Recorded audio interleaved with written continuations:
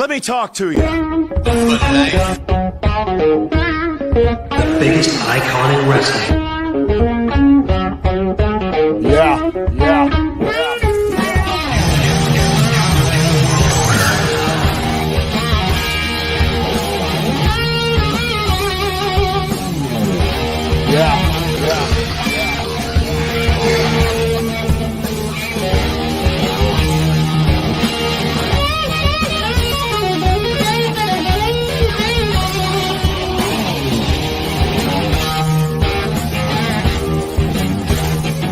Yeah.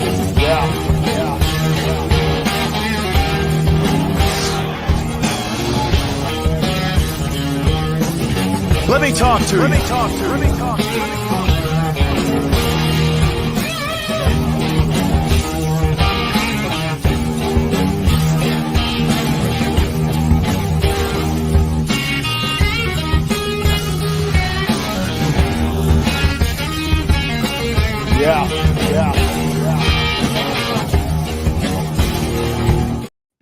Welcome. We are live, ladies and gentlemen, for another episode of Let Me Talk to You.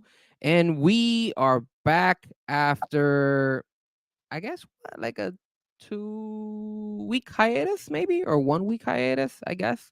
Not sure, but either way, want to go ahead and thank all you guys who tune in to another episode of Let Me Talk to You. But let me see something here. It's giving me an issue on X. I don't know why. All right. Well, while I try to figure that out, what's up, DITRAPIO? What's going on with you, brother? What's up? Everything going good, brother. Another week, another blessing, bro. Awesome, man. So we got a lot to talk about tonight. We got obviously NXT of what happened last night. We're gonna talk a little bit about, well, not a little bit. We're gonna talk. The show is gonna be focused a lot on Copa America. Our experiences of what happened, actually attending to these games, and the outcome and what we expect for future Copa America games, and if the tournament ever makes its way back into the United States. And then obviously we're gonna go ahead and also talk about a little bit about the Miami Dolphins and talk a little bit about the Olympics, because the Olympics are right around the corner. So we're right there. It's pretty much one after the other.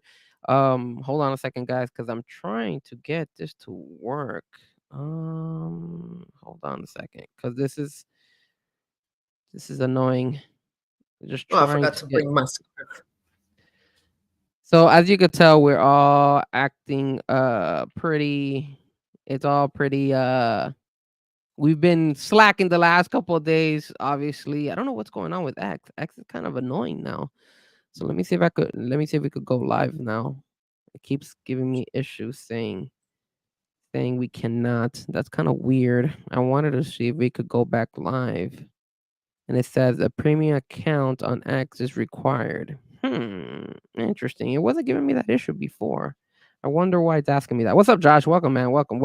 Well, in the meantime, we'll definitely try to figure that out, because I thought this was going to be able to go live, but I guess not. Let me try one last thing, guys, before we try. And sorry, this is me trying to figure things out. I didn't think this was going to happen. I don't understand why it's giving me these issues. Let's try one last thing, guys, before we start with the conversation. Let's see here. Let's try this one. One last thing. Hold on. Give me one last second, guys. Trying to confirm Live streaming this. at its finest.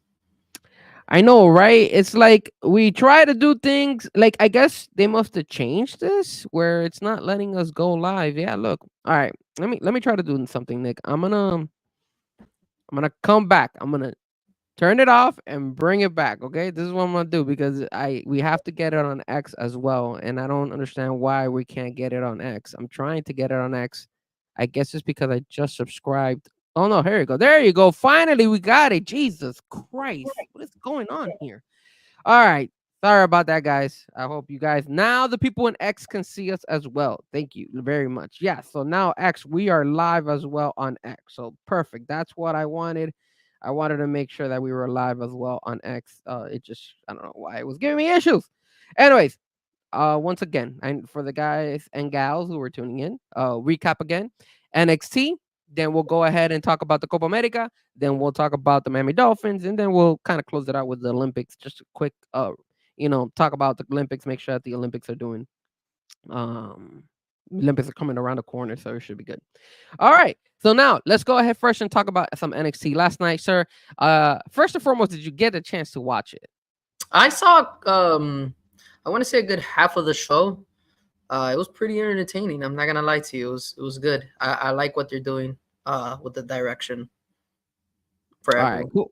Well, I'm glad you were able to tune in. The show started off with a bang, and the reason it started with a bang because for the first time in a very long time, it's been literally about 4 years since this has happened.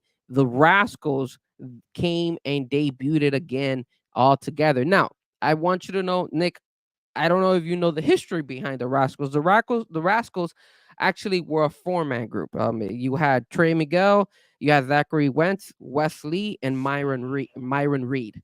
Now, Myron Reed is not on the group. He's working outside, so he is not available. He's not signed to TNA. He's not signed to NXT, so that's why he's not part of the group right now.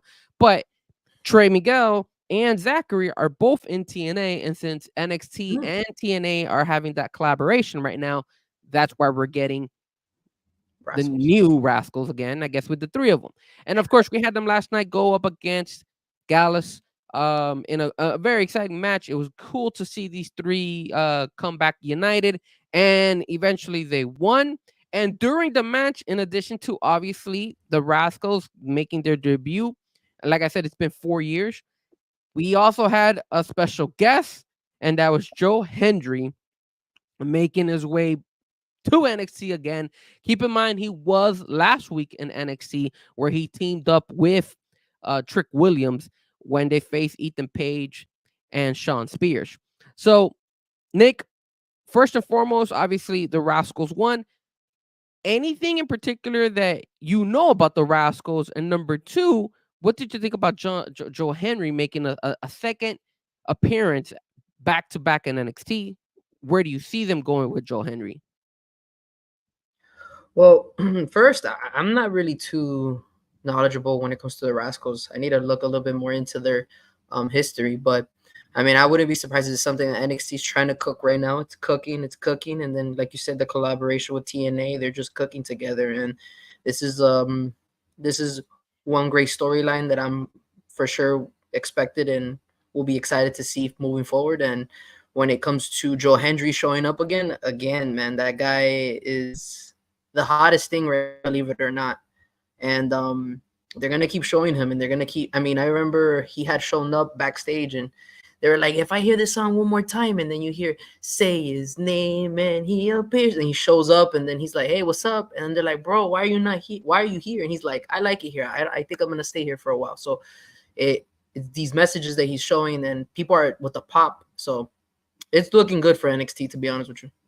Absolutely, man. And I think the thing about the Rascals is you're gonna start seeing them more often. It's cool how they've done this collaboration with NXT, and you're able to get, you know, a group that we haven't seen in a while, in 4 years. And then of course the whole situation with Joe Henry, they're just milking it. They know what they got in Joe Hell Henry. yeah. They know that he's able to go ahead and bring a lot of eyes.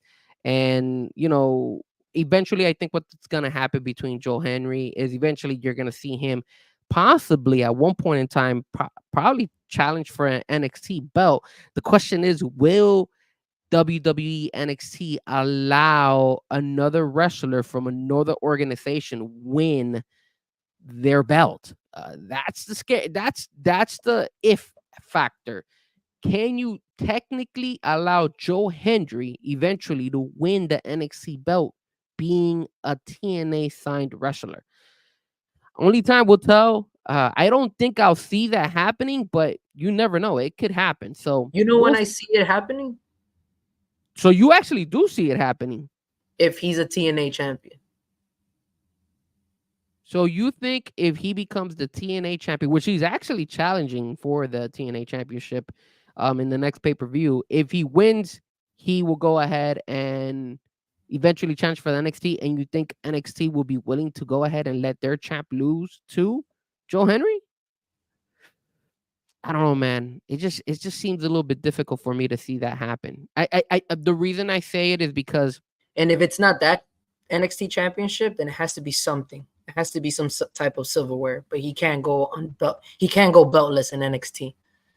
the thing is that, remember, this is a collaboration. This is not something where you're seeing him continuously on NXT. I know he's been to back NXTs, but I don't know. Same thing with the Rascals now. Like they did something cool where they reunited all three of them, but are you gonna see, either Trey or Zachary maybe win a tag team belts in NXT if that was a possibility, or one of, well, they don't have the tag team belts in NXT. They have that what you call it, that cup, one of those cups.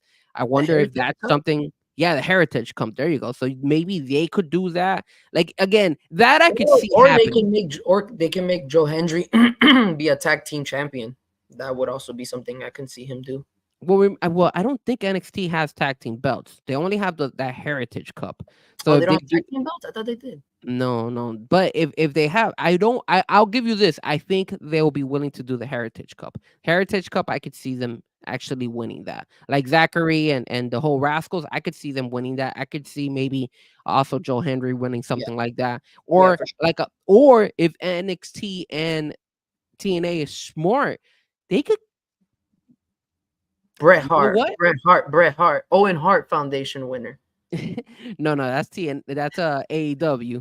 But I will say this, you know what they could do, which would make it pretty cool, at least for now, would be to make a new belt in the NXT world, and it'll be a NXT slash kind of TNA belt. And I think that would work for both companies, where you're I think defending the belt. That's a good idea, and I think TNA will be more willing to have their belt being collaborated than NXT making a change on their belt. If you get what I'm saying, right? Yes, I think that would be the best case Yeah, that's not a scenario. bad idea, actually. I wouldn't be surprised. Yeah, I think that would work. The other thing that happened was you also saw Ethan Page defend the NXT Championship belt for the first time. He went ahead against Dante Quinn. I'm Yeah. sorry, Dante Chen, and Dante Chen gave him a good fight, but of course, Ethan Page won. So, good run. Here comes the Ethan Page era. We got to make sure we see what is next for Ethan Page. And then finally, the last match, which was being hyped, of course. And the reason it's being hyped because Roxanne Perez is gonna be fighting the girl from Chase U, Thea Ham. And it's actually, I believe, if I'm not mistaken, we're getting an NXT The Great American Bash, which is happening. It's a 2-week special event, and it's happening on July the 30th and August the 6th. So they're gonna have that, and that's when Roxanne Perez and Thea Ham are gonna go 1-on-1. But with that being said, they had last night the main event, and the main event yesterday was Obafemi defending his belt against Duke Hudson, and Obafemi ended up winning and defending and retaining the championship belt that he holds. Nick, talk to me, man. Do you think Obafemi will continue with this run, or do you feel there is somebody out there in the NXT world that will be able to defeat Obafemi and take his belt away? Not really, man. I don't really have anyone in mind. I think they're gonna continue this run. He reminds me of Gunther, so I think he's just gonna continue this run, be one of those like Hall of Famers of the belt, and then kind of go on a sidetrack and probably aim for like the NXT belt or get recruited by SmackDown or Raw. I think that's what's gonna happen. I mean, the firepower that Obafemi has right now is intense. Like, this guy is really, really good. Yeah, he Um, looks too invincible right now, bro. the match with Duke Hudson was amazing. It was great, and Duke Hudson gave him a run for his money. Um, the only thing I could see now, maybe in the next fight, since Duke Hudson lost, I wouldn't be surprised if Chase, you could see him there in the background. He's holding his head and in disgust because Duke lost. Maybe he challenges and tries to take the belt from Obafemi. But I'm on the same page as you, man. I don't see it. I don't see Obafemi losing the belt anytime soon. Hopefully, there's a contender out there that might be able to you know, challenge him and maybe take the belt away from him. But as of right now, it's just seems hard. And I mean, there are guys out there. I mean, you got, Sean Spears is out there. You got Lexus King out there. You got Javon, who's young. He's a young kid. He's also can they could probably make a storyline with him to include him and probably challenge Obafemi. But it's just a different animal right now. Obafemi is just Yeah. a different beast right now, and he's just overtaking, everybody in the NXT world. And I don't see him eventually losing that belt anytime soon. But ladies and gentlemen, that was our take when it comes to NXT. Now let's jump on to our next topic. And our next topic, ladies and gentlemen, is gonna be Copa America. And we're gonna talk soccer. Now we do have a guest coming in. He's gonna be coming in probably in the next 10 minutes. I told him to swing by. So a good friend of mine. Once he's backstage, I'll go ahead and bring him. But I wanted to talk about Copa America, and I wanted to talk right before he jumps on because I wanted to show you guys what happened. Now, as you guys might know, me and my brother, we attended one of the games. So the reason I wanted to bring my friend Danny Solana is going to be coming onto the show is because I wanted to get a perspective of somebody else who went to the who went to the game. So my brother has the experience of watching. We both went to the Colombia versus Paraguay game, so it's going to be cool. I'm going to have my brother give us the breakdown of what he experienced over there. Obviously, you guys will see right now the experience that I had at the finals because I went to the finals with my dad. And then we're also going to have the experience of Danny, who actually went to multiple games. Yeah, he went and he was at the Colombia versus Uruguay game over there in North Carolina. So before we go, though, I do want to go ahead and show you guys and give you a quick recap of what happened leading up to the finals. So first and foremost, before I do this, Nick, let me get your opinion. Do you have anything you want to say about what happened on Sunday with the representation of Colombia, not on the field? I'm talking about our fans, the people who were out there. What was your take on what happened and what do you feel? Do you have anything in your mind or in your chest you want to get out? I guess the only thing I would really want to say is I apologize for on the behalf of all those people that represent Colombia. I mean, we're not really like that. But at the same time, we're very passionate about soccer. And so sometimes our passion kind of makes us do these impulsive actions. And, it was very selfish. And like I said, I just want to apologize. And overall, I mean, it's just a little bit of a disappointment. But hey, we'll learn from this. We'll be better next time. Obviously, this was a final that hasn't been felt in Colombia over 23 years. So I guess people just got really emotional and passionate about it. Okay.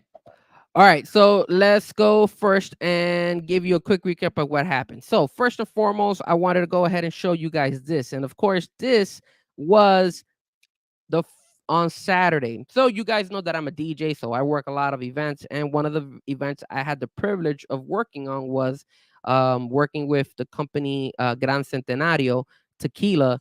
And this was the setup. Basically, it was we had a speaker there, we had my controller.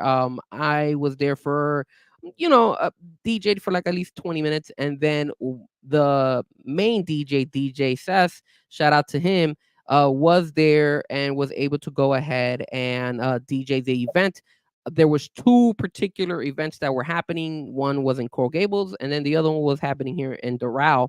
And we had the privilege of having Oscar Cordova, a legend in the Colombian soccer world, attend, and it was cool. It was about an hour. We were there. We had guests. We had people. It was fun. It was interactive. I could only say that it was one of the most funnest things I've done, and I got to meet new people. I got to enjoy it, and honestly, I would do it all over again. So that was on Saturday when we were there. And let me show you this other photo that we actually did. Let me go here. Let me share the screen with you guys.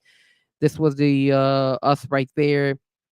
as well. That's DJ Seth. He was the main DJ who was handling it while I was gone, while I was there. I was mostly in charge of audio. And then if you see the guy with the mask, that is a famous podcaster. He has a show. He's very big in California and in Mexico, and a lot of his shows are done in Mexico. So um his name is Enzo. Enzo, I think is his name. Let me look him up while I'm talking to you. But he is very good and very comedic when it comes to expressing himself. He does a very good Andres Cantor imitation. So that was fun. And he also does, if you watch soccer, El Perro. So El Perro on Univision. He's another one. He does his as well.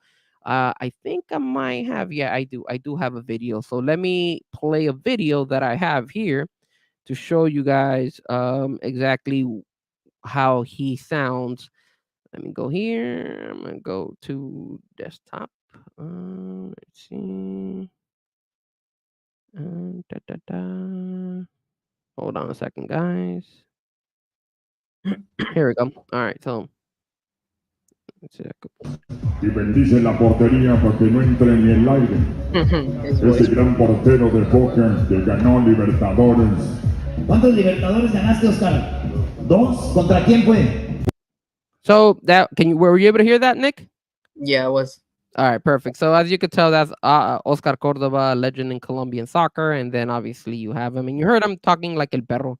He's usually he's very good at that. So that was on Saturday, obviously, and we went ahead and it was a fun event. Now let's talk about the game. So we went on to go see the game. It was me and my father. We were both there. We were both intrigued to see for the first time in 23 years Colombia. So we had not seen Colombia in a final in 23 years, and initially I wanted to go ahead and give this as a gift to my dad, and I said to my dad, let's go, let's check it out.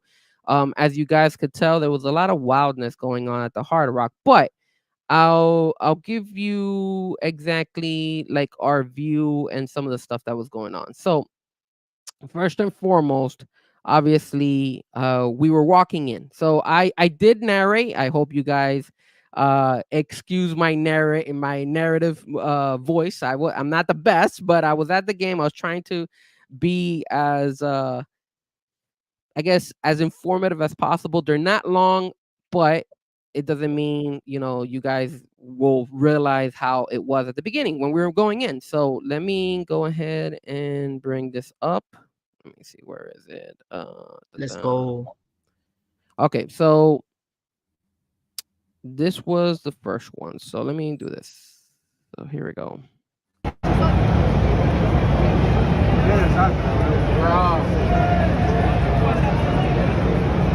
Damn, it looks hot.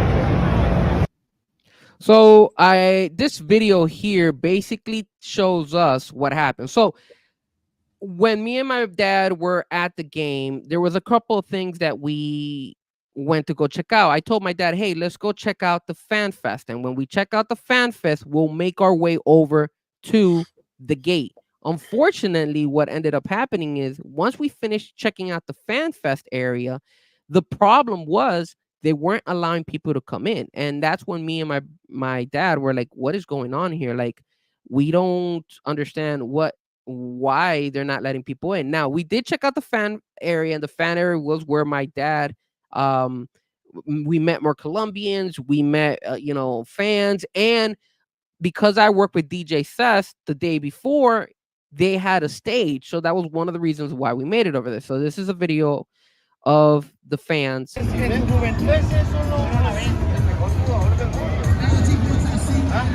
got one stadium over there.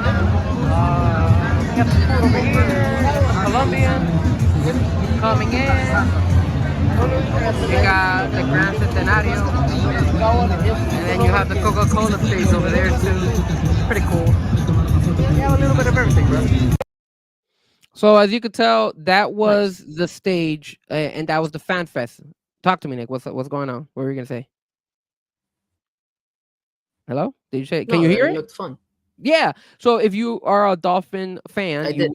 you would know that that's the Dolphins area. Obviously, the Dolphins are they made that area part of the fan fest for the final, and during the game they tell those that's where people were sitting down to watch the game, the actual game. So that was the fun area. Now the problem with the whole situation, like going in and checking out the game, was the fact that we didn't have um this is actually okay. So before, let me this is the one I was going to show you guys before. So this is the first video.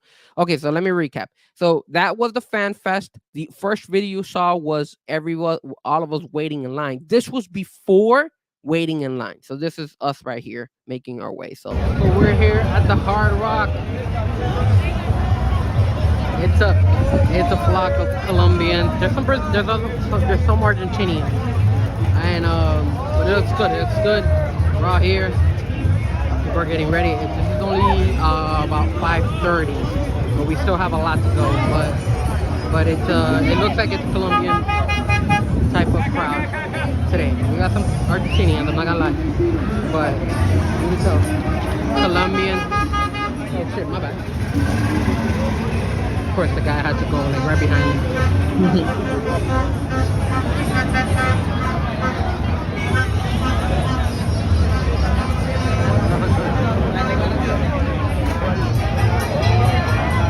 People are selling liquor, dude. TikTok trivia right there. Of course, we're drinking some Modelo. But to be honest with you guys, it's been organized, very organized. It doesn't look crazy. Very, very organized. Flock of yellow. Flock of all yellow. So as you saw there, I was saying it was very organized because it was. Literally, it was. It wasn't like a crazy area where you're like, yo, you never thought, to my, me being wrong, all of a sudden I'm like, I was so wrong saying how organized this was eventually. But let me go ahead and bring our guests as well. I'm going to show you 2 more videos and also bring in the guests. So, ladies and gentlemen, introducing my friend, my buddy, Mr. Solana. What's up, brother? What's going on, man? How's it going, buddy? It's been a while. Haven't been back there to play soccer in a while, so we haven't got to catch up. But glad to be on the podcast and join you guys and talk a little bit of football. I appreciate it, man. So if you guys don't know, well, you probably don't know, but Solana is a good friend of mine. We used to play soccer, and that's what he's referencing when we used to play. They left. Everybody left me. I'm the only one that still plays on Thursdays, but I always tell them, hey, come through, guys.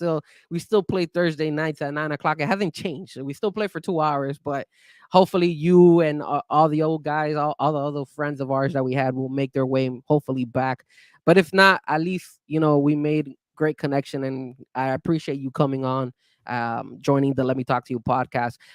We're gonna talk about it in just a minute, man. Let me just go ahead and show a couple last things. I wanted to show the video because I know you went to a lot of games, so I want to get your take on what happened at the games that you went to, and I also want to get the take as far as my brother and then all 3 of us, and we'll talk about exactly what happened, what we think could work for future tournaments in South Florida, and hopefully what CONMEBOL can work on, whether it's positive and negative stuff that we saw happen in this particular tournament.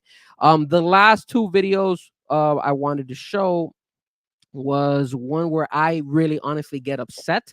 And for Danny, it's probably going to be a shocker because me and Danny knows that I preach about Colombia all the time, but I was even getting mad with my own people because of what was happening. So to get inside, we had to kind of like bum rush the area. We were trying to hold back, but people kept pushing us and pushing us and pushing us. So I was trying to be with, remember, I was with my father. My father's 72 years old. So I was trying to take care of my dad. That way they didn't do anything to my dad. I had 2 friends of mine that were with me as well. So we were trying to make our way, and we were one of the first ones to actually get in. It was a little bit bumpy, but I didn't get any footage of people breaking in or pushing through because we actually were able to cut that area, because because of the fact that my brother and myself are Dolphin season ticket holders. we know the stadium. So I told my dad, the southwest gate is where everybody's going to throw themselves in. I don't want that to happen. So I told my dad, let's go to the northwest gate. It's going to be more calm. There's no issues. That's the first video you saw where we were all waiting in line. Now, let me show you a video showing exactly the Colombian fans. Now, we were sitting in the 300 section. I wasn't able to get tickets down in the 200 or 100 section. I had friends that did sit there, and they said that their experience was a little bit better. But in a way, I'm glad I was sitting in the 300 section because I could show you guys what exactly was taking place. So let me show you guys exactly.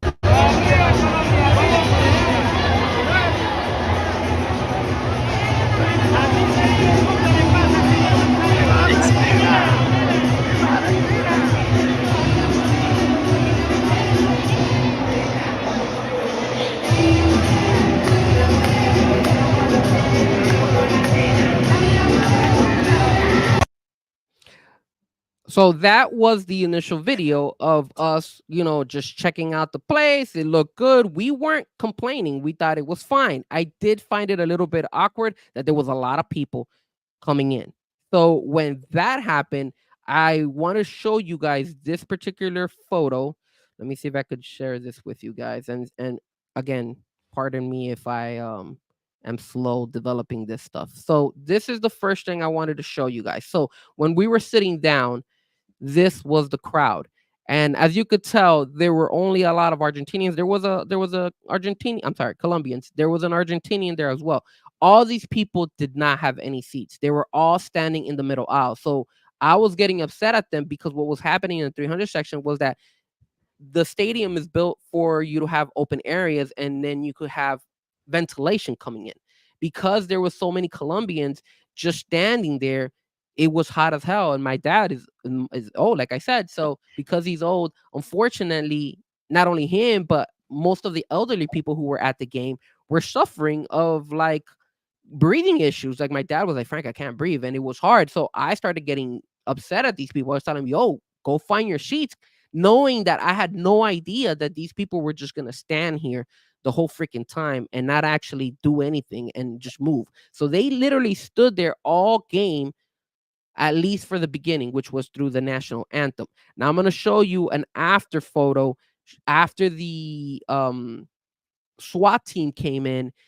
This is how it looks, and it's insane. Check it out. That goes to show you how crazy that was. You see nobody there. They kicked everybody out. And to be real honest with you guys, I was so happy because now we had ventilation, and not only you could enjoy the game, as you could tell, you see somebody's leg there, right? Those people, there was 2 seats next to me, so they weren't able to watch the game while all those people were standing there, which is another reason I was upset. I was like, you can't hurt somebody's view. A lot of people paid a lot of money. I'm going to be very honest. I'm very blunt with you guys. I've always been blunt with you guys when it comes to the show.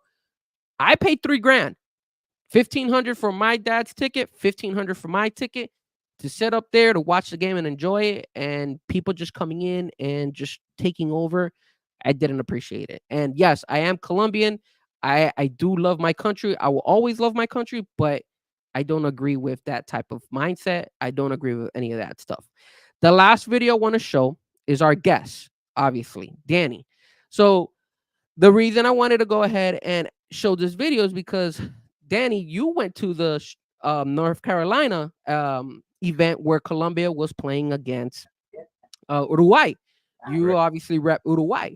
And you mentioned to me, or I heard from you and your brother, that unfortunately you had some issues going on over there as well. And we all noticed that, the whole fights between the fans and the players and all that stuff. So I want to share this video. I asked Danny if it was okay to show it because I wanted to make sure that he was okay with it. But let me make sure I have it here. I want to make sure this is the right one. And I'm going to play this for you guys. So let me put here. Let me go here. And then you guys see what happened. Testimonio de Eduardo Solanas, quien estuvo en el estadio y respecto a una caída también tuvo varios golpes. Bueno, lo que pasó es que principalmente eran 70.000 colombianos y uruguayos éramos 5.000. Y todo el partido diciendo malas palabras, insultándonos.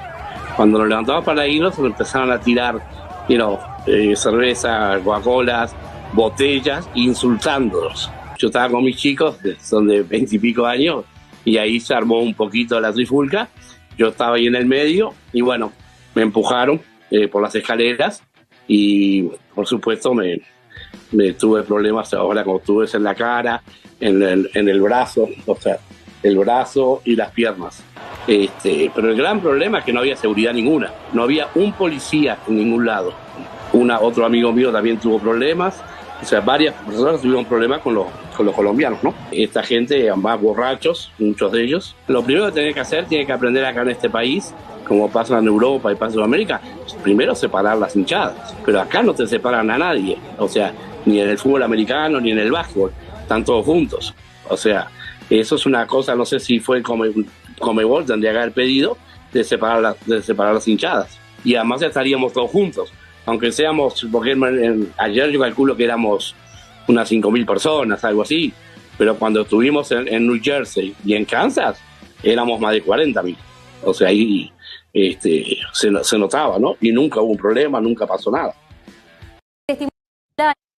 So that was Danny's dad. And Danny, I want to start with you, man. Talk to me first about that experience, and then obviously the experiences that you had with the other games, because you informed me you went to multiple games. So I want to hear your take as far as what happened that night, and I also want to hear your take of your experiences with the previous games you went to.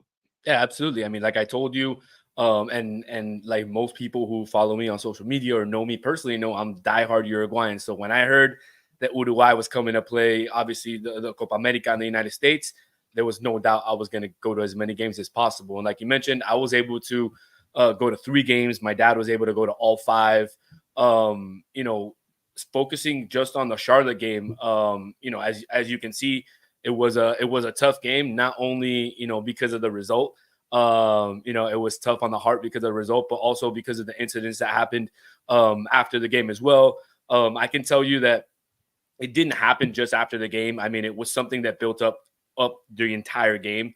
When we first got there, we tried to get there early. I can tell you, we didn't walk through any scanners. They didn't check my bag. I had like one of those, and I've been to Dolphins games. I've been to many sporting events, so I know you got to take one of those bags that's see-through. I had my flag inside my bag, so I'm responsible.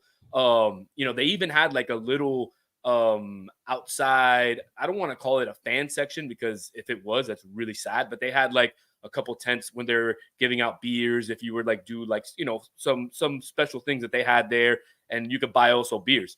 Those people that were buying beers, those were literally like the big beers that were not plastic, but like aluminum, and you could walk right into the stadium with them, no problem. They weren't pouring them out into cups, nothing. Wow. They didn't scan my ticket.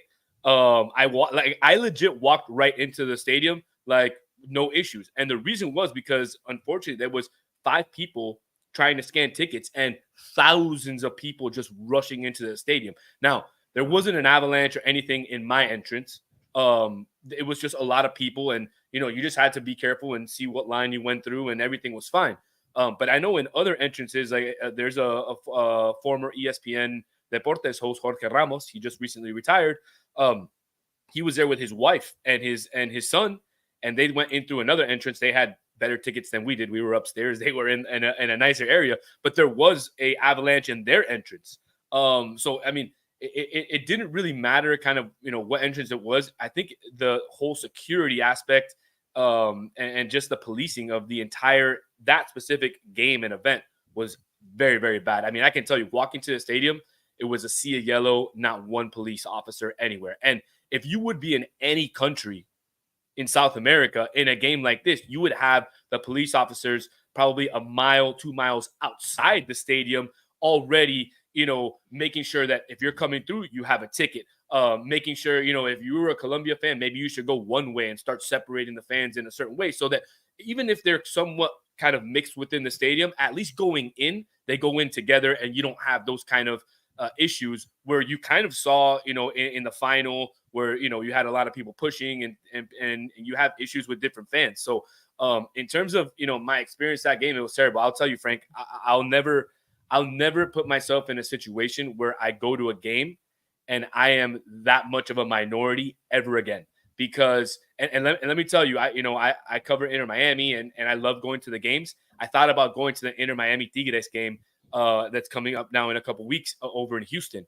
And then I thought after that game, I was like, ain't no way I'm going to Houston to watch Tigres versus Inter Miami, because it's going to be, 70,000 Mexicans and 5,000 Inter Miami fans, if that. Yeah. And I'm not going to put myself in that situation again, because it's not fun when, you have the other team's fans insulting you the entire game. And again, I was to a point, I was very calm, and I asked them respectfully, hey guys, just, you can say whatever you want. You can yell Colombia, Colombia. I have no issues, but don't call me a maricon personally. Like, I'm not turning around and calling you names. Don't, throw beer, because when we score, we don't throw beer at you. Like, just be respectful and stuff. Like, that's all I'm asking for. We're in the United States. Just be respectful. Like, watch a fan like a normal person. Let me ask you something. That was the game in North Carolina, right? Did you have that same experience in the other two games that you went to, or was this the only one? So that's what I want to get to. No. I can tell you, I went to the other game in Miami, where Uruguay played Panama. And again, Uruguay was more of a majority in that stadium, but there was Panamanians in our section. And I can tell you, Uruguay scored 3 goals. We never threw beer at them. We never turned around and made fun of them or anything. But when Panama scored that 1 goal in the 93rd minute, they threw beer at us. Wow. And I get it. They were celebrating. They maybe meant to throw it up or whatever. Yeah. But we had kids. Like, I had my 3-year-old son with me. It didn't hit him, thank goodness. But I'm there to watch a game with my kid. We're sitting in the upper deck, and there's not a lot of fans in there.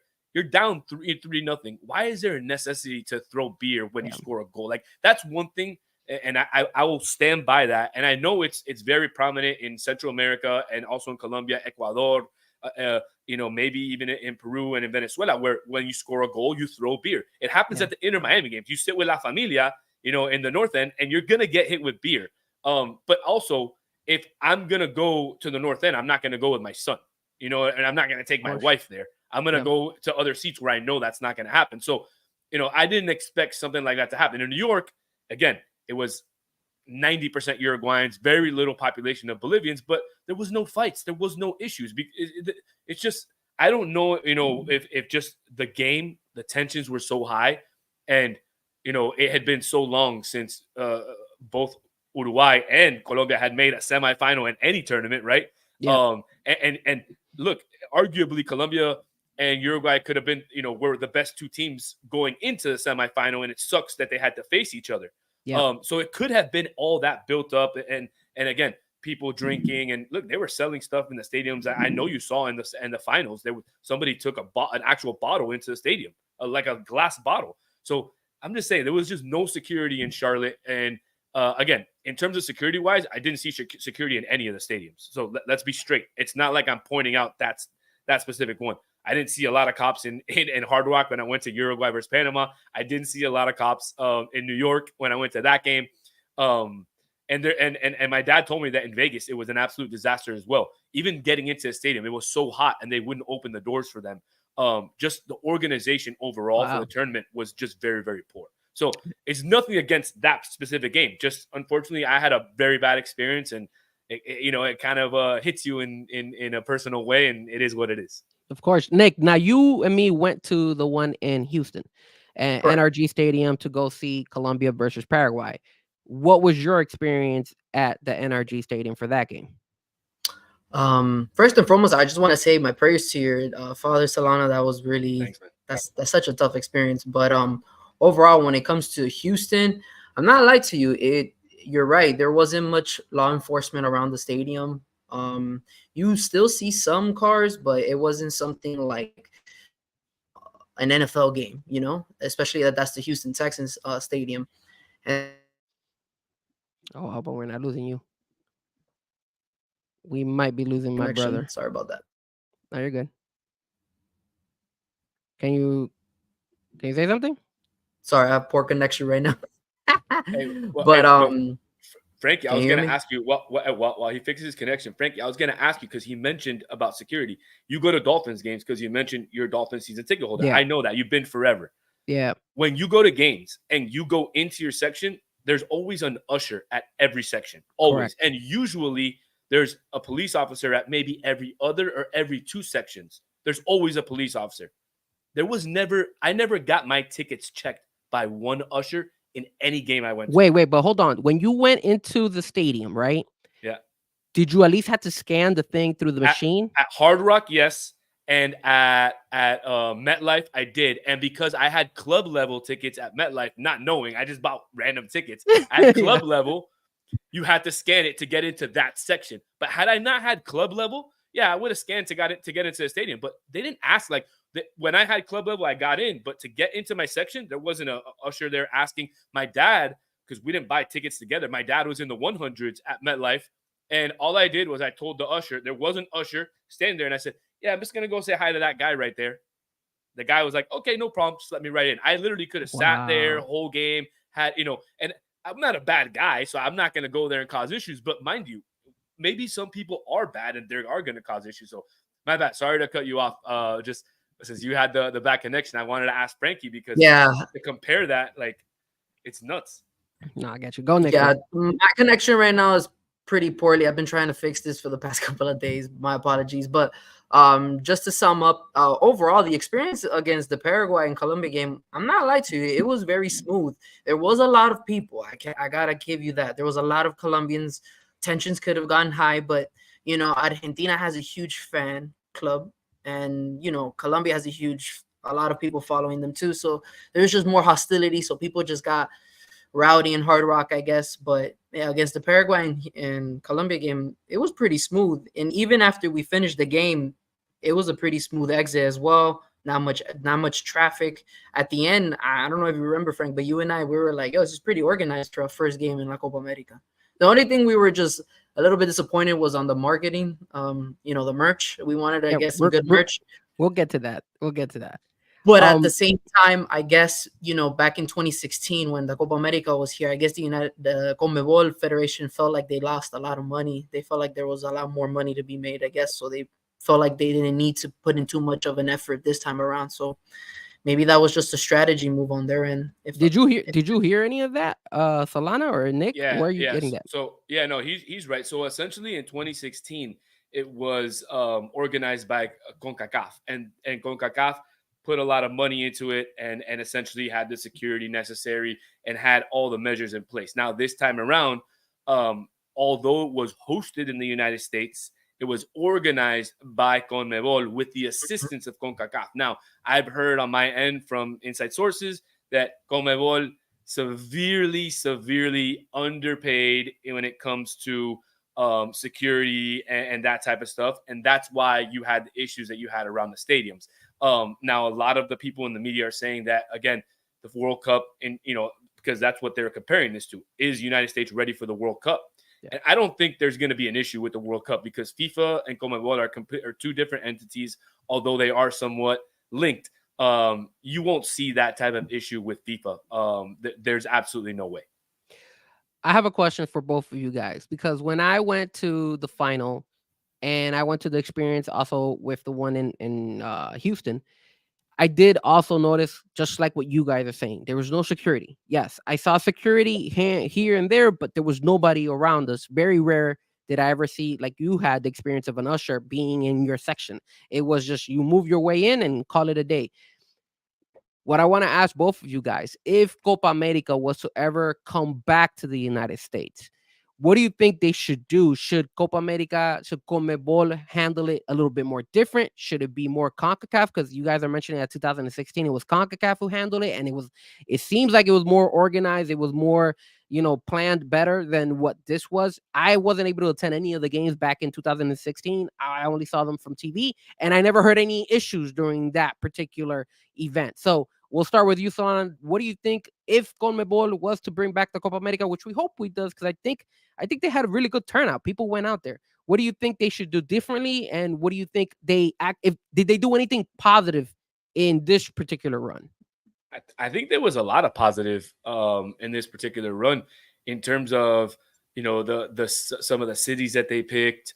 They had good turnouts. In terms of the Colombia games, they were positioned fantastic. Other than the two Arizona games where they didn't see a large amount of people, every other game, the Colombian fans filled up the stadiums. The Argentinian fans filled up the stadiums. I think the biggest positive was, and I don't want to say how Alexi Lala said it, that, soccer is here, soccer is alive in the United States, because I don't think that's it. But I think the positive is you see that there is a market for soccer in the United States, and fans are hungry for these players and these teams to come over. Now, you're getting ahead of yourself, Frankie, because out of Brazil, there's some reports already that the United States is going to host 2028 Copa America.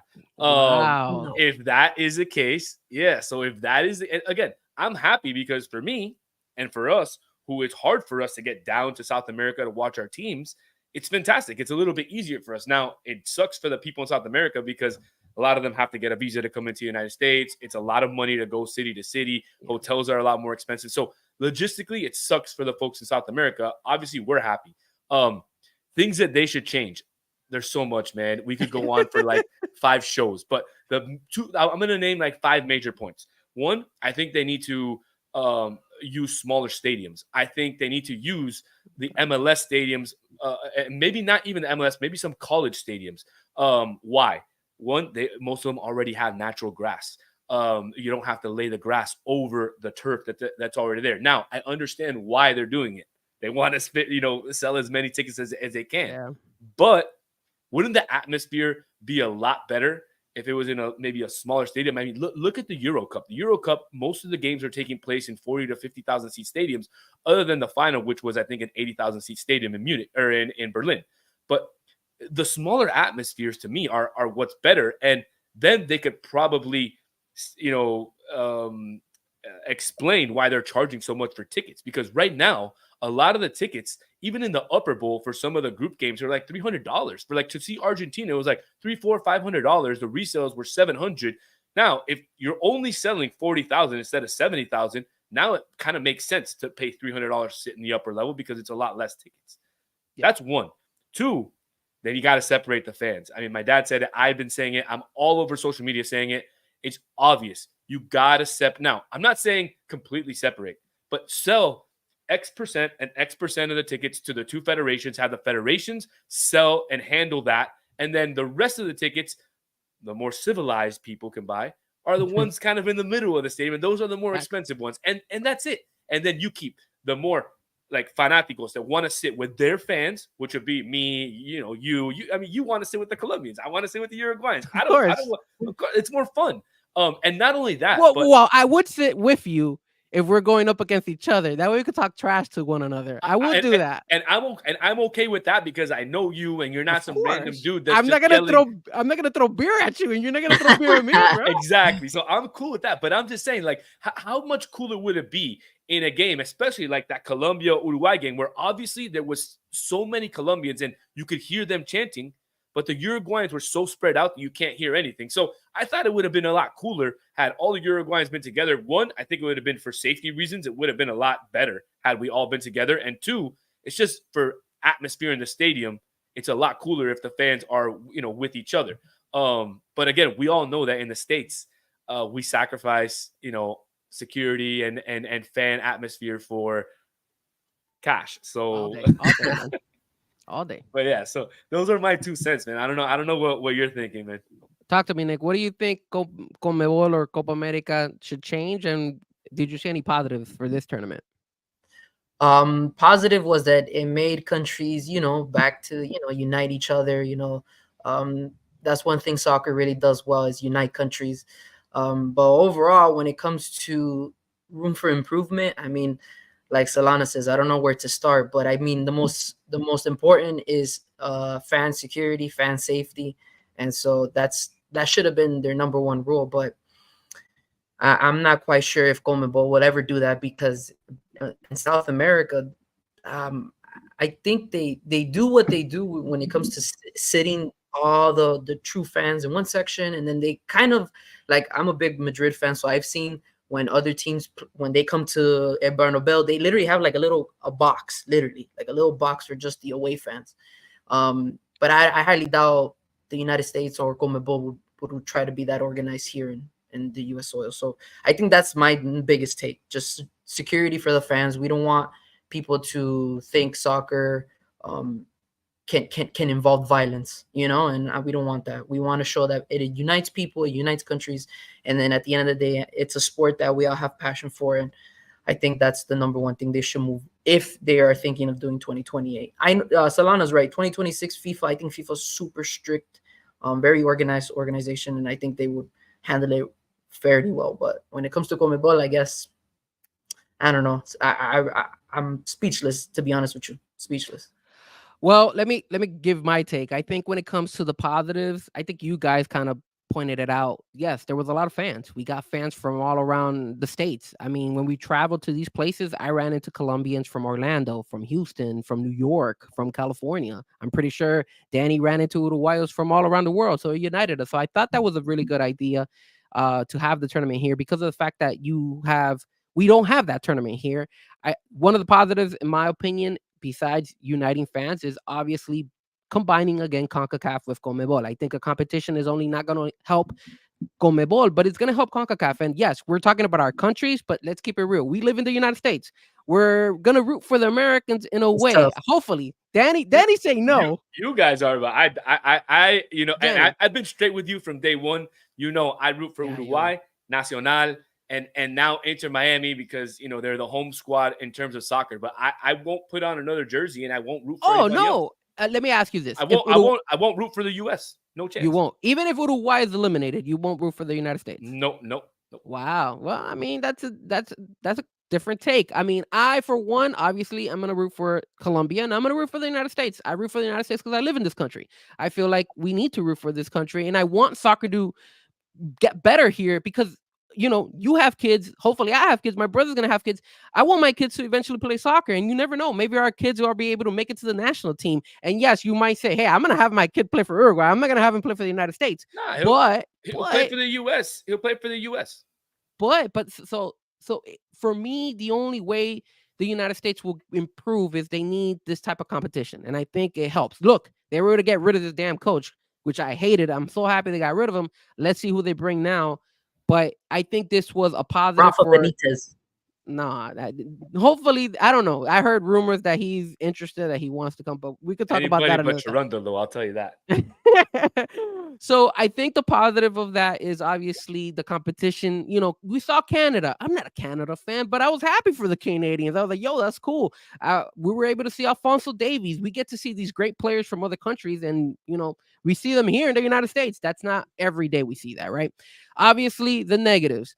Obviously, the field was trash. Like you said, there was a playing in turf. I didn't like that. I also didn't like the fact that the field was a lot smaller than the regular fields that they usually play in. So I agree with you. If they could find better stadiums where maybe they're not going to have the same crowds, but at least they could have a regular field where the players are going to feel comfortable playing, and it's going to at the end they're not going to complain about it, because I kept hearing this from coaches and players saying, yo, this field sucks. It's not good. I mean, thankfully, Hard Rock wasn't bad, but I mean, it's still a little bit rough. Security wise, I've been to games in Colombia, and you're right, Danny. They do separate the fans. Like I went to Millonarios versus Santa Fe. It was a hometown for Millonarios. Santa Fe was one particular section. They didn't have anything where they combined the teams, like the fans. It was just their little section, and everybody else was Millonarios. And when they're the home team, they do the exact same thing. They make the whole team for Santa Fe, and they make one section for Millonarios. And the crazy thing about those two teams is that they both play in El Campín, which is in Bogota. So they both play in the same freaking stadium. So they organize it in that manner. I think what they need is more security. Obviously, if they do decide to come here back in 2028, if they do decide to come in 2028, they need to make, like, I might be exaggerating, but when I go to a Colombia game, they have officers with the shields, like separating people. They have officers and horses.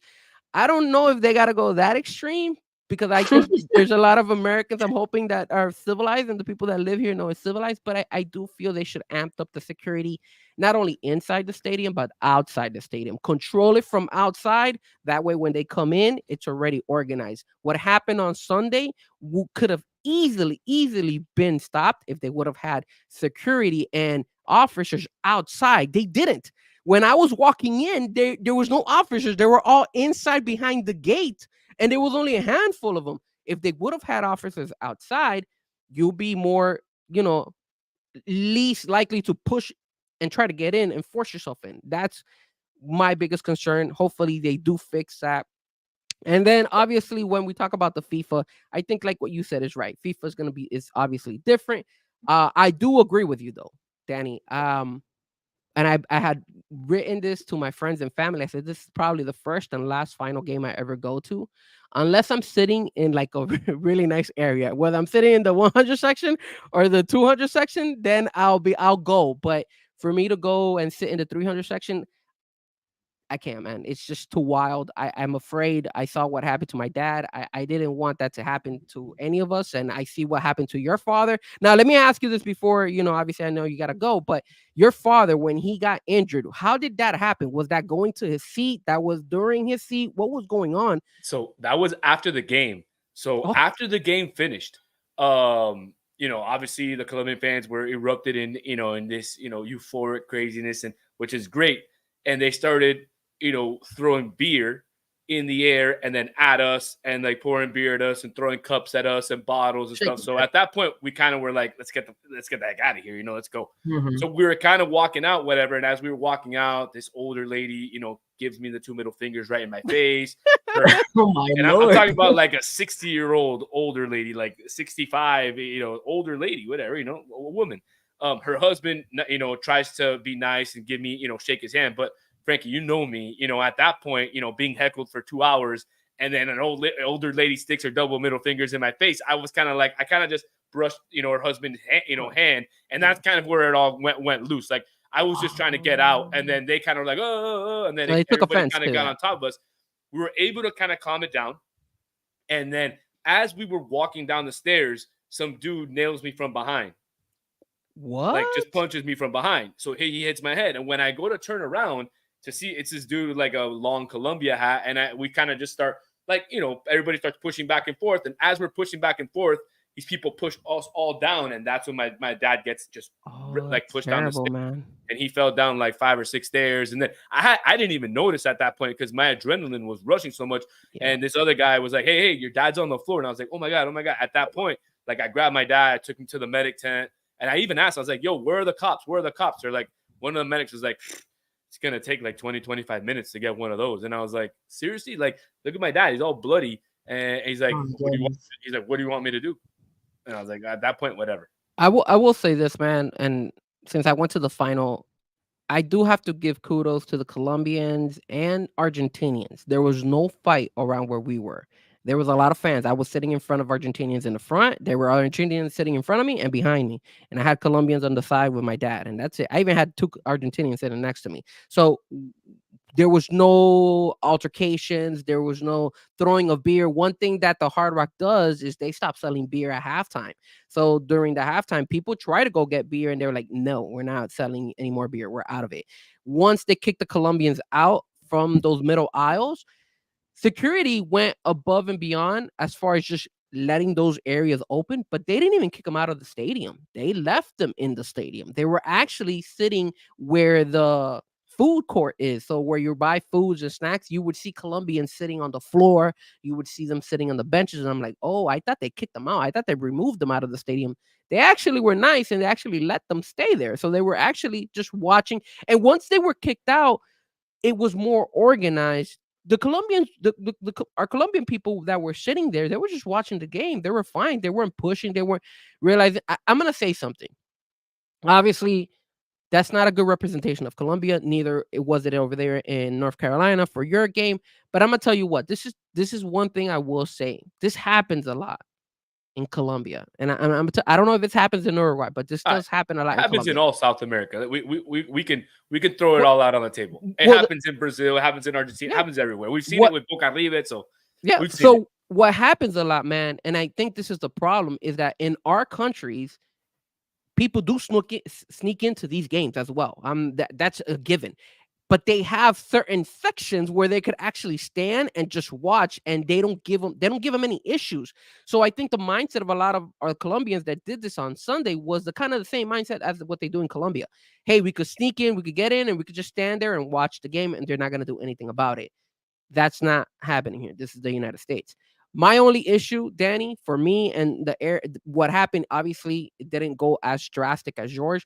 But what pissed me off was when I was sitting in my aisle. I would get up because they would cross right by me, right? And then all of a sudden, like 10 or 15 of these people just stood in front of us. So I looked at them and like, what is going on here? I wasn't able to sit down. There was literally a guy in front of me blocking my view. And I was like, are you gonna move? You got my dad. Everybody in the aisle is standing up, and these guys are right in front of us. Like, if it's okay, yeah, we're all gonna No watch the game. filter, bro. No Nothing. filter. And that's when I got loud. That's when I started telling them, I was like, look, we're not in Colombia. Look, I respect that. And then they were getting mad at me because, I have a Colombian jersey. They were like, usted es un arrepentido colombiano and all this stuff. And I was like, whoa, whoa, whoa. You want to know something? Yo no soy ningún arrepentido. I'm fucking live in the United States. I paid. I didn't have to sneak in like you guys. So you could just imagine the hostility that I was getting because I was blocking people. Because since I was in one of the aisles and I was towards the edge, I literally stood in front of the edge and blocked them from coming into my area because that's how upset I was on these people. So again, it's unfortunate. Hopefully they clean this shit up because obviously, in my opinion, you're gonna lose a lot of fans. Look what you just said. You wouldn't go to a hostile crowd. I won't go to a hostile crowd unless I know maybe FIFA or unless I know that I'm sitting in the 100 section or 200 section because I heard they had a better experience and they didn't have that much like people coming in and trying to watch the game outside. So, unfortunately, it sucks that the tournament had that bad reputation. And unfortunately, I'm sorry that what happened to your father. I hope your father's feeling a lot better. Look, man, before back in the day, like when we played soccer, you and me would get hostile. We would get upset, but we never punched blows or anything to one another. We would hug after. We would hug after. Or even now after, maybe we'd wait a week, but we would still hug the next week. It was never like, but that's just how it was. Like, or we would talk shit for an entire week until it was done. And the next Thursday, we would daps, when we got to the field and we would just play. That's how soccer is. But you can't take it over the line. And that there's a fine line of fanatism, or being passionate or whatever. And then crossing that line and just, it's just Definitely. too much. So. Absolutely. I will tell you this, though, in terms of, because you mentioned that it was hot. I'll tell you, the Uruguay-Panama game at Hard Rock, it wasn't as full as the final, and it was hot, man. So I just think it's not so much the amount of fans. I just think it's the way Hard Rock was built. When you have those covers, which are great for the rain, but it also doesn't allow the wind to kind of circulate within the stadium. Yeah. So I also think that doesn't help. And obviously, having all the fans there is even worse. And then I wanted to leave you with one more of why I don't think they'll ever separate fans in the United States. And that's because of companies like StubHub, TickPick, Game Time, all these resale companies who make a profit off of all this. How are you going to do it, Frankie, where I buy my tickets in the Uruguay section and then I'm going to sell them? Now, I have a way to fix that. Obviously, if you have security and you see, 3 Colombians sitting in a huge thing of Uruguayans, my gut reaction, because I understand the situation, is to go grab the 3 Colombians and say, you know what? This is not a good place for you to be at. Let me take you and put you over at this other section, which I think is better. And that's how I think that things should, again. But they're not going to do that, man. No, of course not, dude. Of course not. No. So it's just, it's nice and dandy, maybe in our countries, but not that, man. Money talks, like you said. And at the end of the day, they're not going to move somebody because then people will peep the game and be like, oh, I could do this. Okay, let me start buying tickets in the Uruguay section and I'll get moved over to a nicer section. People will do shady stuff like that all the time. And it's just people abuse the situation. And man, we've been living in Miami for too long, man. Yeah, dude. Yeah. But I do want to answer one last question. I see here on the chat board, Josh said, who is to blame for what happened? So we'll go around. I'll start with my brother, Nick. Who do you think is to blame for the whole situation that happened? I think he froze. Him and his connection is rough. We'll go with you, Danny. Great place. That's a great place to freeze at. But look, I think go for it. Are you there, Nick? Okay, you were back. You're back. You were frozen for a minute. You looked like you were posing for us. You were like trying to look pretty and stuff, but it's bad right now, man. Comcast is not working out. Yeah, you're struggling. All right, we'll come back to you, Nick. Danny, who do you think is to blame for what happened, bro? I think it's a little bit on everybody, man. You got to throw it on the fan bases. You got to throw it on the organizers, and then you also have to throw it on the stadiums themselves, because you can't be, the owner of a stadium and say, oh, it was the fans' fault, or it was the city's fault for not protecting my stadium. Well, dude, it's your stadium. You own the stadium. Like, yes, you have some sort of interest. Stephen Ross, I'm sure, is heated right now that the escalator leading up to the 72 club is probably destroyed. And I don't even want to know the rest of the damage that they did in that stadium. Stephen Ross is probably heated, and he's probably never going to allow something like that to happen again. I mean, knowing Stephen Ross, he's a businessman. I don't think he will let – I'm saying he'll probably put his own security is what I'm thinking. Yeah, yeah, probably will. But that's what I'm saying. Like, so I think everybody here is at fault. I've seen the mayor come out, Daniela Levin Cava come out and say, oh, we're going to go through a full investigation and see what happened and all that. Look, I think she's at fault as well. She's at fault as well. You have to know, like, I'm sorry, but if you live in a city like this and you're going to host events like this, if you're in leadership within the city, you need to know what the consequences can be of hosting these types of events. Clearly, none of these people have ever been to a soccer game in South America or a hostile soccer game, because if they had, none of this would have happened. They would have made Conmebol do it. It happened like 2 or 3 days before with you guys at the North Carolina game. Why couldn't they get their shit together and be like, damn, they thought that by adding 500 more officers, which apparently is what they're saying, that they had 800 out there, which I only counted like about a good 10 or 20 guys out there, but they honestly felt that was good enough. It's ridiculous, I mean, bro. I'll tell you, bro, the fans started showing up on Friday. If that wasn't Good point. the issue, the issue there, if that didn't shine off the alarm that they were showing up on Friday for a game Sunday at 8 p.m., then, we have go to the polls, ladies and gentlemen, go to the polls. Absolutely. Nick, you got your connection working now, or are you still struggling over there? But the final seconds of good connection I gotta also say, blame everybody. It was a lack of disrespect when it comes to security. And please, no more 25-minute halftime final. Yes. Please, no more 25 minutes. Yes. We don't need that. We don't need the players to get frozen and stuff like that and then have to recalentar. No, please, no more. Yeah, I mean, I'll say this: when it comes to the event that happened at the final, I blame my people first and foremost, because if my people would not have reacted that way, it wouldn't matter if you had 200 or 800 security guards out there. So I have to blame them first. I'm not gonna lie to you. Now, like I said, that doesn't represent all the Colombians. There's a lot of Colombians that paid out there, and they, hefty penny out there. And then obviously now it starts to trickle down who else is responsible for it. And like you said, city officials, the Hard Rock, security, everything. And it's like you said, I think Conmebol also kind of cheaped. They were being cheap on this situation, and they were like, hey, we get away with this. This is all gravy. And this is what happens when you decide to go cheap on security and stuff like that. So unfortunately, that's what happened. But Danny, bro, I know you gotta go. I want to thank you so much for coming. Is there anything you want to plug, anything you want to say before you head on out, sir? No, man. I mean, thank you so much for having me. Congratulations for second place. It's not anything to hold your head down about. I think, considering where both of our countries have been at in the last, I want to say like maybe 15 years in terms of always struggling to qualify for the World Cup. We're always between those 3rd, 4th, 5th, 6th, 7th spots. I think both Colombia and Uruguay have shown that they're ready to be put back in that top 3, top 4 question in South America. And I don't see why, considering now 6.5 teams get in from South America, I don't see why, the both of us, won't be crossing paths in 2026 in some of these cities. Hopefully not playing against each other. Yeah. We don't need any more of those hostile environments between Colombians and Uruguayans, but definitely would be nice to cross paths in one of these cities and see our teams in the World Cup. Absolutely, man. Thank you, man. I really appreciate it. And like you said, I hope one of these days we do get to link up again, whether it be on the pitch or whether it be just to hang out and, have a couple of drinks.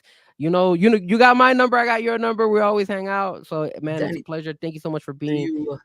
Thank you so much, man. You play EAFC or no? 100%, man. 100%. Let me know. You can find me there. Uruguay 305. That's my PSN. So let me tell you something, Danny. I remember I told you this once. Remember you challenged me to an EA game and you played me in an EA game and I think I won, right? Yeah. And then I came out and I told you that wasn't me. That was That this that this was him. guy That right was him. here. Okay. Yeah, we He's can the play, one. man. I've gotten better, man. I've gotten better. We can play.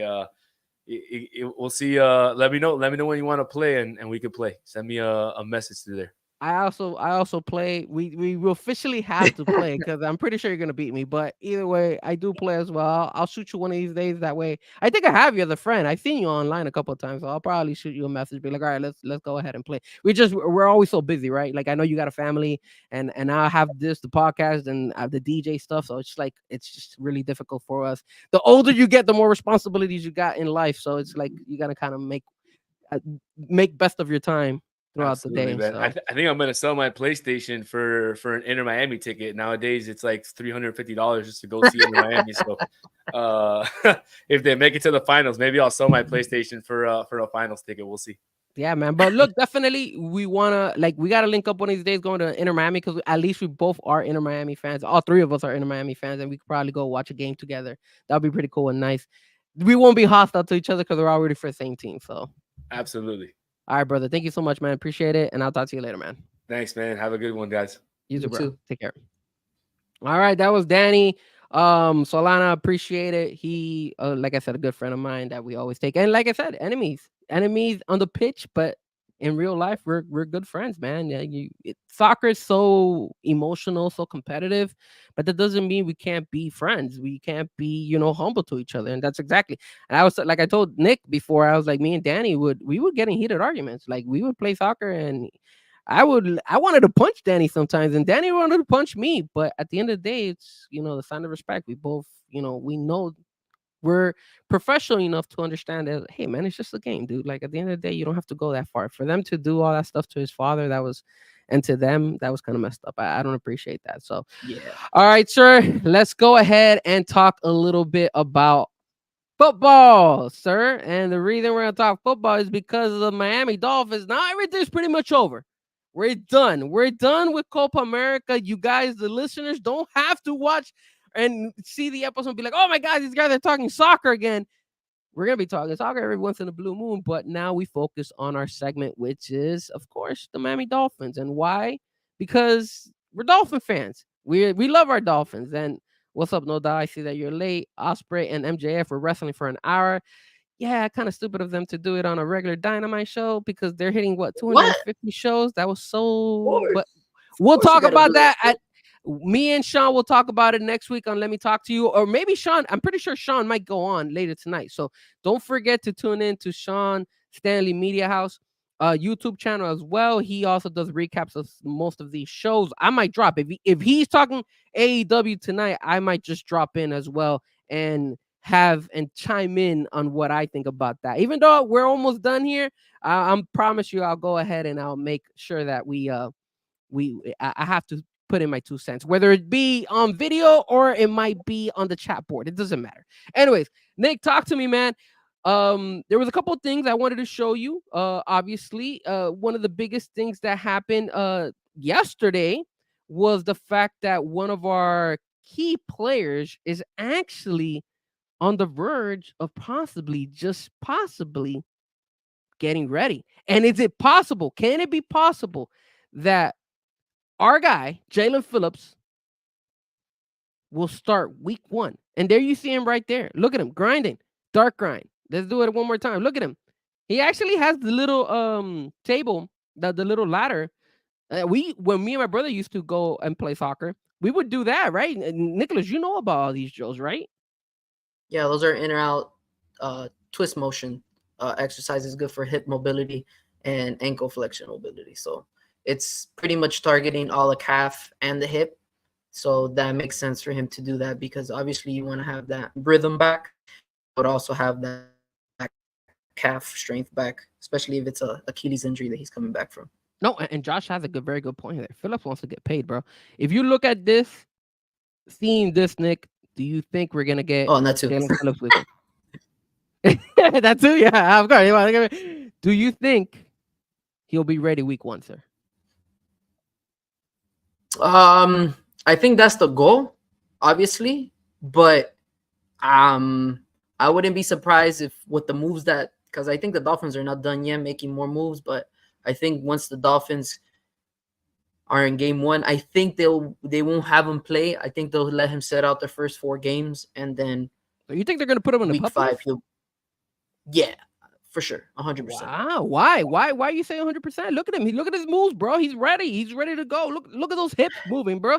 Look at that. He's doing that. I mean, he's doing all this way more better than a healthy Frankie Frezko would do, or a DITRAPIO would do. He's killing it out there, sir. Like No Doubt says, man, there's no rush. We have a lot of people that can come in and fill his spot for 4 games. You know, Shaq. We got Calais Campbell. We have the rookies and Bo and Kamara. So I don't want to rush a player that has such a severe injury like the Achilles tendon. Same thing with Bradley Chubb. Even though I would see Bradley Chubb running a whole mile without having to worry about any inflammation, I still wouldn't want to rush him. Let them do their thing. I think what we have right now is, I don't want to say enough, but it can work out. Yeah, no, I mean, at the end of the day, like you said, we don't have to rush it because we're not asking him to extend himself to the point where he could re-injure, right? I'm pretty sure he could possibly re-injure himself. We just need him to come in there and feel 100%, because the last thing I'm not gonna lie to you, I am a little bit concerned. Obviously, I want the Miami Dolphins to have their defense intact. I don't see Bradley Chubb obviously starting week 1, but I do want to go ahead and see who exactly, I'm scared of who's going to replace Jalen Phillips for those first couple games. And remember, our season starts with a little bit of a bang. You understand me? So we got the Jacksonville Jaguars, which, okay, I think we could beat them without them. But then you got Buffalo. You also got the Titans. You got Seattle. Those are a little bit tough games, man. Those are not easy games, and those are all, like, you have the Titans is at home, but the Seattle game is away. So, I prefer having him out there. But if he's not ready, then yes, let's not rush into it. Let's keep him. Let's make sure that he is 100% ready before he steps out there, because I'd rather not have him for 4 games than to lose him again for the whole season, right? That's kind of like the way it is. All right. The second thing I want to talk to you, sir, is about the list. The list that came out, sir. The list of quarterbacks, top quarterbacks on that list, top 10 quarterbacks, sir. Talk to me. Where was Tua Tagovailoa, sir? Apparently number 11, because he is not there. I don't see anyone else better than Tua after 11, I guess. I mean, I don't agree with the list, but whatever. I mean, that's more fuel, and this is what motivates me, because Tua's gonna doubt the haters again, and he's gonna beat the doubters and stuff, and it's just fuel for him, and he'll just continue doing what he's doing, which is shutting people up. Well, I mean, look, man. At the end of the day, I'm trying to pull up the list. Do you have the list of who? Bro, it's the normals. It's Patrick Mahomes, Josh Allen, Jackson, Burrow. Well, I don't think even Burrow is in it. I think Burrow is. I know Dak Prescott's in it. Wow, probably they got Dak in Dak there? is number 10, I believe. Wow, they feel that he's better than Tua Tagovailoa. Ooh, I gotta pull up that list. I'm trying to find it on X and see if I could find that top 10 list. I mean, I found a top 10 list, but that one actually lists top 10 quarterbacks. That actually lists Tua in it, so I know that's not the right list from ESPN. But I think overall, hold on a second. Let me see ESPN. Let me see if I could find it. Wow, I should have had this pulled up. My fault for not having this. It says ESPN talked to executives, their top 10. Okay, so here we go. I think I found it. All right. Hold on a second. Let me see if I could bring this up. Hold on a second. Let me share the screen. That way we could go ahead and show it. I think this is the right list. Now, if it isn't, let me know, guys. But here's the list. It looks like here's the list. So let me try to zoom in a little bit. There you go. So there's the list, right? I think that's the right list, if I'm not mistaken. So we got Patrick Mahomes as number 1, obviously. Joe Burrow, number 2. Josh Allen, number 3. Lamar Jackson, Matthew Stafford, Justin Herbert. They got Justin Herbert in the top 10, and they don't have Tua. Interesting. C.J. Stroud, Aaron Rodgers. He was freaking injured all of last season. Jared Goff and Dak Prescott. And then the honorable mentions is Brock Purdy, Jordan Love, Jalen Hurts, Tua Tagovailoa, Kirk Cousins, and Trevor Lawrence. Nick, talk to me, man. Out of those honorable mentions, who do you think got the bad end of the stick, sir? Tua Tagovailoa, man, he threw more yards than all those guys. I don't know what I don't know what that means. Honestly, he threw more yards than all those guys. So I don't know where they're getting this list. I mean, Aaron Rodgers, he hasn't thrown a snap in 2 years. Sir, he's the GOAT. He's one of the GOATs from back in the day, sir. He's in the I would jet. say they have one and two, right?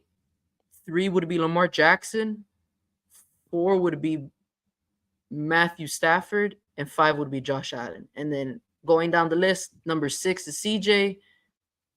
Justin is probably 9. Aaron is 10. Dak Prescott is 9.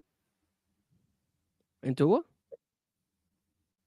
That's if I don't. That's not me putting Tua. That's just how the list is right now. But if you want me to put Tua, so let's do this. Talk to me about the list. The list with Tua included. What is? Oh man, it even changed dark for this moment. Night mode, baby. Here we go. Tua is hacking into our stream, and he's like, "Yo, I want to see what's going on." So that's why I went into the dark mode. What would be your list, including Tua? Where would you place him? Like, what would be your order? Obviously, so you said Patrick Mahomes 1, Joe Burrow 2, Lamar Jackson 3, Matthew Stafford 4, Josh Allen 5, Tua Tagovailoa 6, Jared Goff 7, Justin Herbert 8, Jalen Hurts 9, and Kirk Cousins 10. Okay, so I'm writing these down. Sorry. I had a 1 is Pat, 2 was Joe Burrow, 3 was Lamar Jackson. No, I'm sorry. 3 was who was your 3? Lamar Jackson. Yeah, Lamar Jackson. And then your number 4 was Josh Allen. That's what it was. No, All right. Matthew Stafford. Also, you don't even have I'm sorry, yeah, because you have Josh Allen as number 5. Okay, Yeah, and then Tua 6. I got 6. I got you. You got Patrick Mahomes 1, Joe Burrow 2, Lamar Jackson 3, Matthew Stafford 4, Josh Allen 5, Tua number 6, Jared Goff number 7, Justin Herbert number 8, Jalen Hurts number 9, and Kirk Cousins number 10. So you're kicking out Aaron Rodgers out of that list. You're kicking out Dak Prescott out of the list, and you're also kicking out C.J. Stroud out of that list. You're kicking. Okay. Here's my list. I will agree with you with Patrick Mahomes and Joe Burrow. So 1 and 2, I agree. My number 3, in my opinion, would be Josh Allen. I think they got the first 4 right. I would put that order: Mahomes, Burrow, Allen, and Jackson. I think those 4 are the correct. Number 5, in my opinion, I might be pushing it, but I'm gonna say Jared Goff is number 5. I think he's proven himself out there. He did better than a lot of people expected. Number 6, I would go ahead and put C.J. Stroud. I think C.J. Stroud should be up there. He's done a phenomenal job with the receivers that he has had. So I'm going to put him up there. Number 7, I would put Tua Tagovailoa. I think Tua deserves to be up in the list. He actually, you can't discredit the guy, man. Come on, let's just be real. So I got Tua number 7. Number 8 out there, I'm gonna put in Brock Purdy, man. I think Brock Purdy deserves some love out there. Brock Purdy is also a contender, and he took the team to the Super Bowl. Why wouldn't you put Brock Purdy? Bunch of assholes. Number 9, I'll put Matthew Stafford in there. I think I'll put Matthew Stafford a little bit lower because obviously he's getting a little bit older in age. So I would have him. And then in number 10, I'll stick with Dak Prescott. I think Dak Prescott is still a very serviceable quarterback. I think he's better. I don't see Aaron Rodgers in my top 10, obviously, because he just didn't play last year. So how can you put somebody in the list if he's not playing? And it just doesn't make any sense. Justin Herbert, I'm sorry, I'm not putting him in the list. I honestly feel that Brock Purdy, Matthew Stafford, Dak Prescott are better quarterbacks than Justin Herbert. He hasn't proved anything to me. So I will go ahead and sit Justin Herbert on this one. So those would be my two guys that I would sit out there, and then obviously I would bring in Tua and Brock Purdy. Those were the two that I would bring into the list. Honorable mentions, I think they got it right though. Besides Tua and besides Brock Purdy, I think Jordan Love does deserve some love out there as well. And then Kirk Cousins and Trevor Lawrence are not bad honorable mentions, but any honorable mentions in your opinion that they left out that you could have honestly say, hey, look, this person should have been at least honorable mention?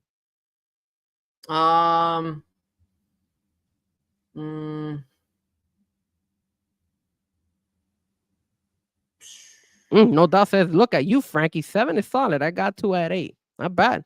I like it, bro. A special honorable mention, Baker Mayfield, bro. Baker Mayfield from the Tampa Bay Buccaneers?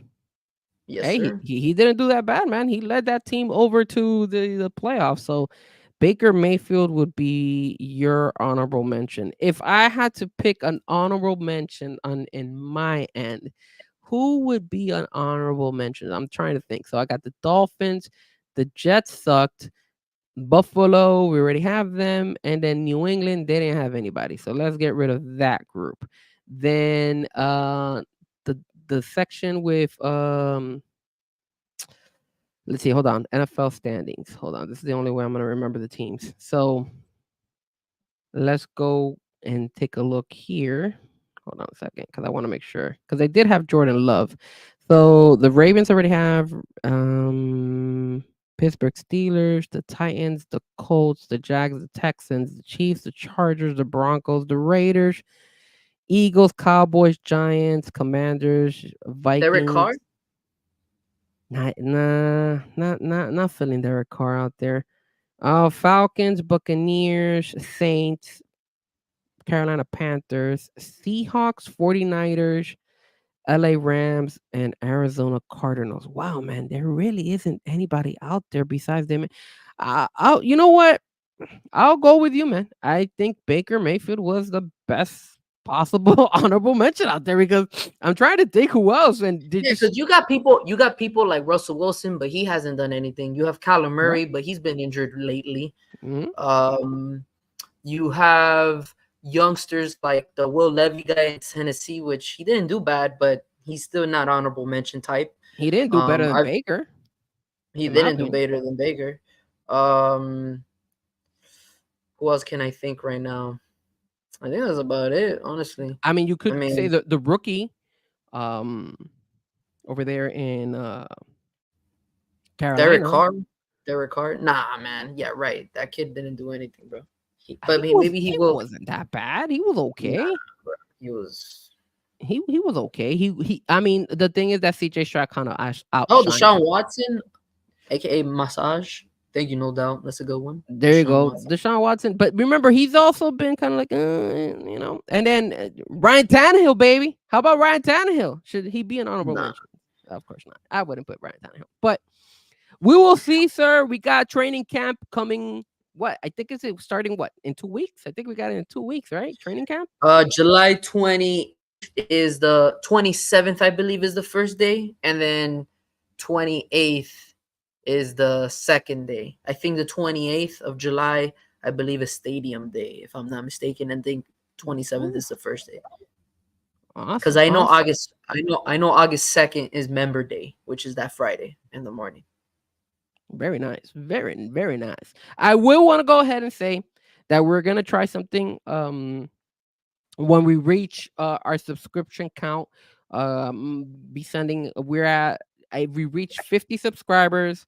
I know we have a lot of people watching, but they haven't hit the subscribe. So make sure you guys go over to our YouTube page, the Frankie Frezko page, and hit that like, hit that subscribe, share it with your friends and family. That way we could go ahead and get at least 50 subscribers. you typically get a lot of views where we're getting over 50. So unfortunately, some of them are subscribing. But the moment we get 50 subscribers, I'm gonna pick 5 random people and I'm gonna send them a dolphin memorabilia right now. So I'm not gonna announce what exactly it's gonna be, but I'm gonna pick 5 random fans, 5 random followers, 5 random subscribers, and just send out something for always being tuned in to the show. And I also wanted to go ahead and tell the fans, if my brother can't make it to one of the games and I can't make it to one of the games, and or if I can make it to one of the games, oh Lord, yeah, I'll tune into it. If I make it to, if my brother can't make it to one of the games and he obviously donates his ticket over to me, I will go above and beyond. If we reach a certain amount of subscribers, I will go ahead and propose something to you guys. So if I have 2 tickets, I will go ahead and donate 2 free tickets to you guys, to the fans watching the show. I'm going to donate 2 tickets, but we have to get subscribers. So it's going to be tough. So if, for example, my brother can't make it and I have an extra ticket, I'm going to try to see if I'm going to do something that would promote our show to be able to get more subscribers. And then if we reach that goal, I will go ahead and donate 2 tickets to a random viewer on the show. So I don't care if you have to make up new profiles just to subscribe, do whatever you got to do. But for that particular game, if that happens this season, I will go ahead and donate 2 tickets. 2 regular season tickets. You'll just be sitting where me and my brother is. But of course, it has to be if we reach our goal, and obviously if we're not attending the game. So I will go ahead and we're gonna go ahead and end the show. The last thing we're gonna talk about, Nick, talk to me, man. I gotta do a banner. I'm gonna work on it for next week. Sorry, the Olympics start next week. They're in France. Anybody in particular you want to see, or are you interested in watching for the Summer Olympics? I mean, it's always nice seeing the Summer Olympics. It's been a great year overall for events. We have the Copa, the Euros, now the Olympics. Obviously, I'm always on the lookout for any U.S. Olympian and Colombian Olympian, and so I just want to go ahead and tune into whatever sport it is that any American or Colombian are participating, and root for them, and hopefully they get either bronze, silver, or gold. Okay, perfect, man. And for me, I mean, if I have to go ahead and take a look at some people who I'm interested in rooting for in the Olympics, obviously it would probably be the United States basketball team. I want to see what happens there. They've been playing these exhibition games, but they've been kind of close. And then the whole drama with Kawhi Leonard. Did you see that, Nick? That they kicked them, they removed them off the list, and then they brought the guy from Boston in. So that would be the one that I honestly would want to tune in, and hopefully, United States can get a gold medal in that. And then obviously the other one would be the Colombian soccer women, baby. Yeah, Colombian soccer women out there as well, representing for Colombia. So hopefully the Colombian soccer women and the United States women are also playing soccer as well. They had a exhibition game, I believe it was yesterday, and they tied 0-0 with Costa Rica. So it's going to be interesting to see how the United States women in soccer are able to handle, and if they're going to be able to win a gold medal or get any medal at all. So I'm going to be tuning into a lot of those. I'm going to be tuning into those Colombian soccer, United States soccer female, and then obviously the men's basketball. And if I have to pick like a random sport, like anything out there, Nick, it would be the swimming, right? Like I'm pretty sure Katie Ledecky. She's always been a fan favorite from all of us. Katie Ledecky is like one of the best swimmers of all time. I want to see how many medals she could win. She's kind of like the replacement of this guy Phillips. So she's kind of taken the torch when it comes to the swimming. So that's somebody I'm going to be like tuning in as well. But with that being said, ladies and gentlemen, I want to thank all of you guys for tuning in to Let Me Talk to You, episode 31. I want to thank everybody in the chat, no doubt. Josh was also on the chat. Danny, who our guest, he actually chimed in on the chat as well. I want to thank Danny for being our guest of the show. I want to thank, of course, my brother and myself. We're both holding it down. I know we were off a couple times last month because of Copa America, but now it's going to be back to our normal regular schedule of programming every Wednesday, 8 o'clock. hopefully we could keep on going, and then it's gonna get even more and more interesting once football season starts. Nick, anything you want to say before we head on out, sir? I just want to say I'm proud of Colombia having not to see our nation be in the final for 20 years. Even though it was bittersweet and sour, it was still a blast seeing that journey. We were toe to toe with probably the best country dynasty in a couple of years now, and the world champion in Argentina. So just very proud of those boys, and hopefully we can continue this run on September 4th against Peru for the World Cup qualifiers. Absolutely, man. I also want to go ahead and thank everybody who tunes in and day out. Don't forget to follow Frezko Music. Don't forget to hit that like. Don't forget to subscribe. Don't forget to share it with your friends. We're trying our best to keep increasing our count of subscriptions. I want to thank everybody who supports us, man. Thank you. It's just two brothers talking sports, man, and all the guests that we always have, man, they're a blast, man. And if you want to be a guest on the show, just hit me up, man. On all social media platforms, you could just send me a quick message, be like, Frankie, I want to be part of the show. I'll put you in. Thank you so much, everybody out there, and we will go ahead and see you next week for episode 32. Let me talk to you, and we're out. Peace out. Let me talk to you. The biggest icon in wrestling.